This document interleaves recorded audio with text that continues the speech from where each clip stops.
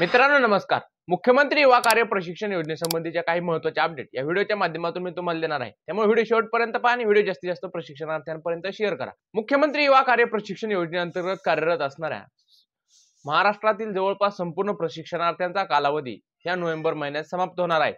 त्यामुळे प्रशिक्षणात वाढ मिळवण्यासाठी संपूर्ण स्तरातून प्रशिक्षणार्थी असतील किंवा नेतृत्व असतील यांच्याकडून प्रयत्न सुरू आहेत आणि लवकरच मुख्यमंत्री युवा कार्य प्रशिक्षण योजनेतील प्रशिक्षणार्थ्यांसाठी आनंदाची बातमी मिळणार आहे आणि यांच्या कार्यकाळात वाढ भेटणार आहे।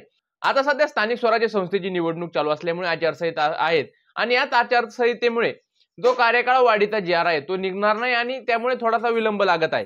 पण प्रशिक्षणार्थ्यांना लवकरच गोड बातमी मिळणार आहे कारण आपल्या कार्यकाळात 100% वाढ होणार आहे।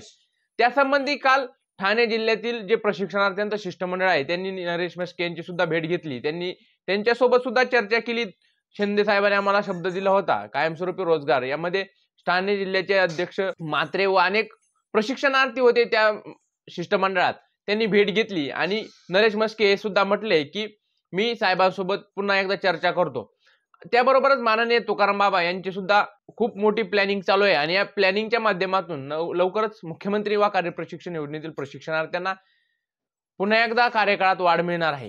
त्याबरोबरच पुणे कॅन्टोन्मेंट विधानसभा मतदारसंघाचे जे आमदार आहेत सुनील कांबळे यांनी पुणे महानगरपालिकेच्या उपायुक्तांना एक पत्र पाठवलं होतं आणि ते पत्र काही दिवसापूर्वी ग्रुपवरती व्हायरल होत होतं।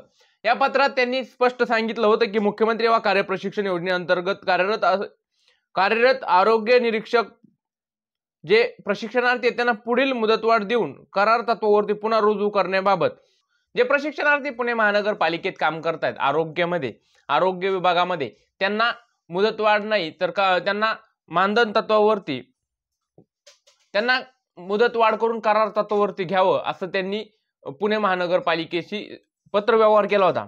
त्यामुळे मित्रांनो असे आपापल्या विधानसभा मतदारसंघाच्या आमदारांनी जर यामध्ये लक्ष घातलं तर नक्कीच मुख्यमंत्री युवा कार्य प्रशिक्षण योजनेतील प्रशिक्षणार्थी आहेत ज्यांचा कार्यकाळ संपत आलाय ज्यांचा कार्यकाळ संपलाय त्यांना या न्याय मिळेल। आता राहिला विषय जिल्हा परिषद आणि पंचायत समिती निवडणूक होणार का आणि आचारसंहिता कंटिन्यू राहणार की मध्ये ब्रेक होणार। तर मित्रांनो अशी माहिती मिळते की जिल्हा परिषद पंचायत समिती जी निवडणूक आहे त्याला कोर्टाने आरक्षणाचा मुद्दा हा 50%च्या वर जात असल्यामुळे कोर्टाने स्थगिती देण्याचे आदेश दिले आहेत। आता कोणतीही निवडणूक जाहीर करू नका असं त्यांनी स्पष्ट सांगितलंय। त्यामुळे असं जर झालं तर नगर परिषद नगरपंचायतीच्या निवडणूक झाल्याच्या नंतर काही दिवस मध्ये आचारसंहिता संपेल आणि पुन्हा एकदा मुख्यमंत्री युवा कार्य प्रशिक्षण योजनेतील प्रशिक्षणार्थ्यांना कार्यकाळ वाढण्यासाठी टाइम भेटेल आणि यामध्ये नक्कीच माननीय तुकाराम बाबा बालाजी पाटील चाकूरकर आणि संपूर्ण नेतृत्वाने जे केलेले प्लॅनिंग आहे त्यानुसार प्रशिक्षणार्थ्यांच्या कार्यकाळात वाढ होणार आहे।